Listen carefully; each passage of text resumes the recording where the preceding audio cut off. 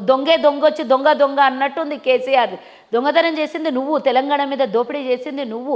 తెలంగాణ 17,000 కోట్ల మిగులు బడ్జెట్ ఉంటే ఈరోజు 7.5 లక్షల కోట్ల అప్పు చేసినాం. ఏం అభివృద్ధి చేసినావు అని మేము ప్రశ్నిస్తే మళ్ళీ మమ్మల్ని విలన్ అడిగినందుకు విలన్.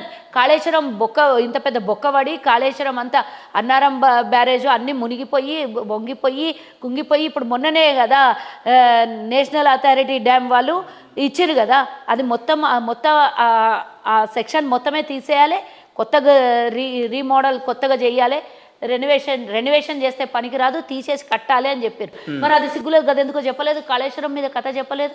ఏనో గింత పర్రెబాస్తానంట, దానికి హైలైట్ చేసినామంట, రాహుల్ గాంధీ వచ్చి దాని గురించి మాట్లాడిండు అంటున్నాడు.